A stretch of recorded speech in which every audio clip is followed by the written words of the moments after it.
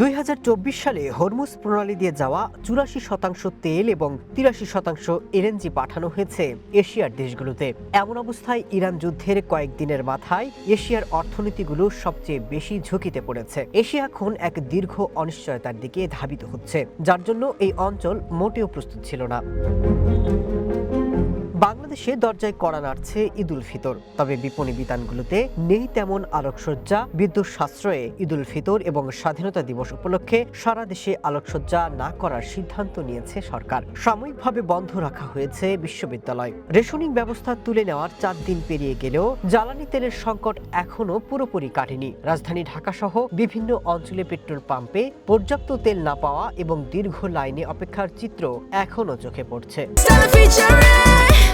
Next level, well done, side by side fridge.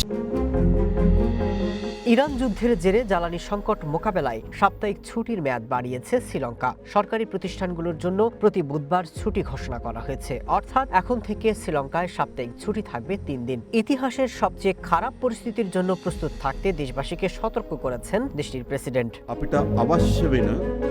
Bharat এবং নেপালে দেখা দিয়েছে তীব্র গ্যাস সংকট। দোকানে দোকানে ঘুরেও মিলছে না এলপিজি সিলিন্ডার। এরই মধ্যে ভারত সরকার শিল্প খাতের গ্যাস সরিয়ে গৃহস্থালী ব্যবহারের জন্য বরাদ্দ দিয়েছে। অন্যদিকে পাকিস্তানের শিক্ষা প্রতিষ্ঠান বন্ধ রাখা সহ সরকারি সেবা অনলাইনে দেওয়ার সিদ্ধান্ত নিয়েছে। সরকারি কর্মচারীদের জ্বালানি সাশ্রয়ের জন্য বিদেশ সফর স্থগিত এবং বাড়ি থেকে কাজ করার নির্দেশ দিয়েছে থাইল্যান্ড সরকার। এমন অবস্থায় বিদ্যুৎ সাশ্রয়ে জনসচেতনতা সৃষ্টি করতেও নেওয়া হয়েছে নানা পদক্ষেপ।